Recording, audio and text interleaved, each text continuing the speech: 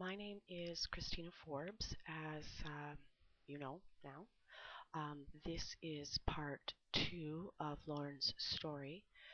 So we left off the last time talking about the staggering rehabilitation expenses and how on Lorne's claim over the last 3 years it's well exceeded $100,000, yet my husband, I can assure you, has not received $100,000 worth of rehabilitation care.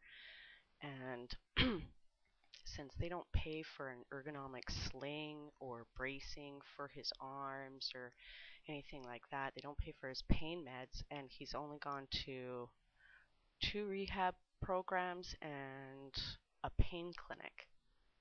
So if those things exceed $100,000, I'd really like to know that because I really don't think they did. My husband was only at them for a couple weeks each. But anyways, we're also going to talk about how well my husband was down in Nanaimo for OR2, still in one partial cast. Um, that they starved him, didn't supply any medication for him. How Sue Ogilvy, one of the ladies that actually works at the OR2 in the Nanaimo Hospital for WorkSafeBC, how she treated my husband. How he had to go there sometimes for weeks without food. It would take forever for them to reimburse his meal expenses.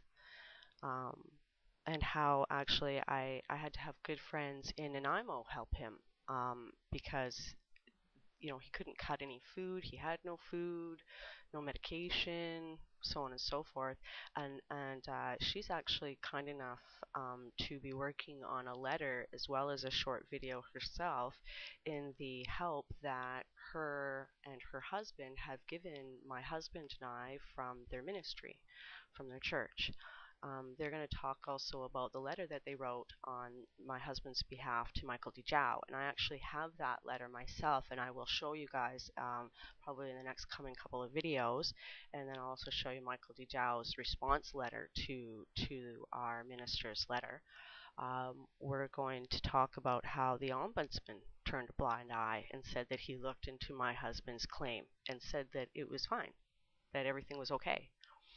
We're going to talk about how my sweet little mother-in-law last year, yeah, I do believe it was last year or just maybe a little bit before that, actually wrote a letter to the editor in the Vancouver province in regards to Lorne's claim, put on there, the $89 a week, so on and so forth. Scott McCloy, as most of you viewers are aware of, is he's the liaison for such things like that. I guess communications liaison, I guess is what you'd call him, replied. And I'm going to actually show you his reply to that out of the province as well, where he stated that even though, yes, he acknowledged my husband was getting under $100 a week, which is against even what I do believe even someone on minimum wage that worked part-time made like $333 a week. But anyways, we're going to show you where he said that my husband was treated with compassion, fairness, and respect, like any other injured worker would like to get treated.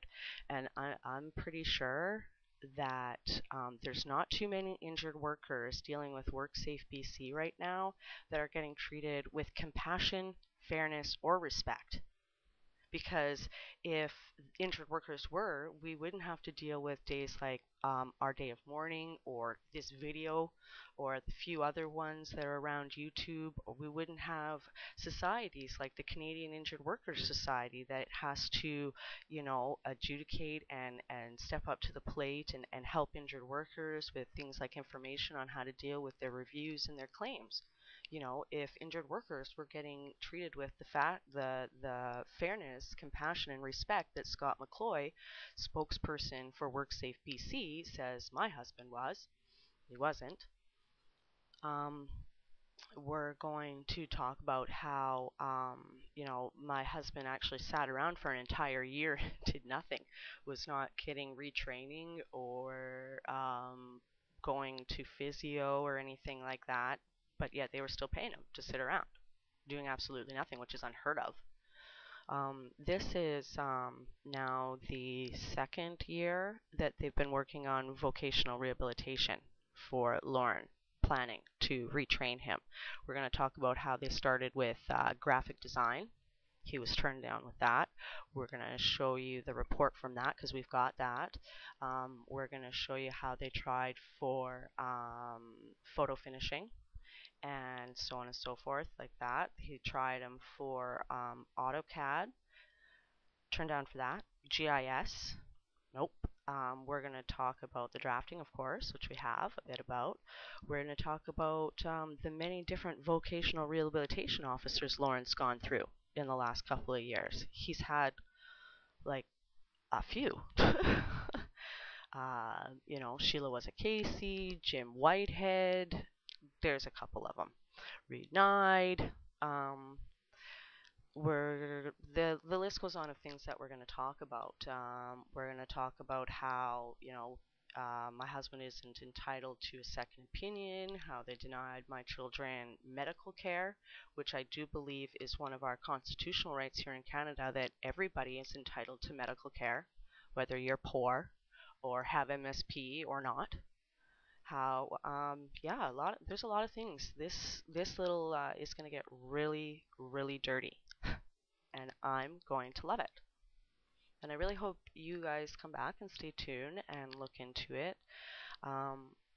We're actually going to talk about Dr. Van Setter and how he, put my husband back together wrong, and then his lies, stating that my husband has a low pain tolerance, and making other personal statements like that. It's going to get really, really good.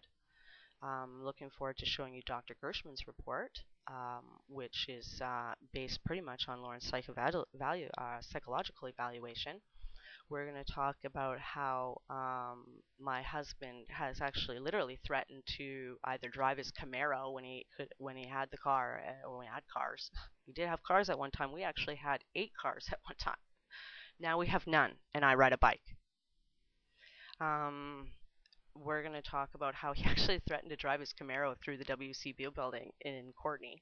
We're going to talk about how he had to threaten to jump off of the balcony of the Orion Rehabilitation Program in Richmond in order to get his meals reimbursed.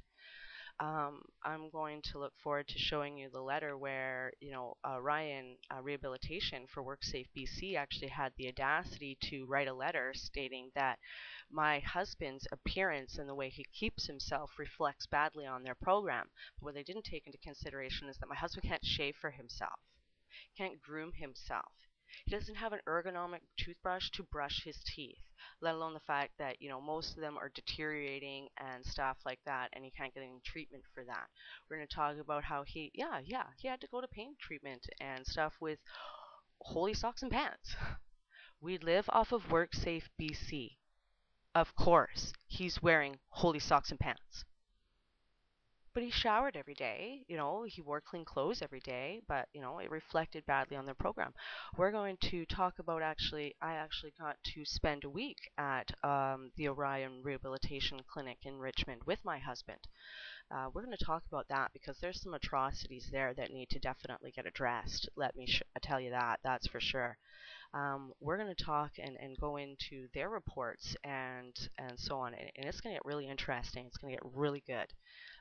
With that, I'm going to go into a lot of the meetings that I got to witness there and the bullshit that they try to instill into seriously injured workers when it comes to diseases like CRPS, male facial pain, TMJ, loss of limb, and how they just leave these seriously injured workers so unprepared to go out into the world and to deal with and try and piece their life back together. I'm just looking at my time here. I'm just about out. So these are pretty much from video 1 to this video, a lot of the things that we're going to talk about, a lot of key points from starvation to deprivation to torture to gross neglect to fraudulent money. So stay tuned. It's going to get good, and I hope you watch them. Thank you again for viewing my videos. I appreciate it a lot. Goodbye again. Have a lovely day from the Forbes house.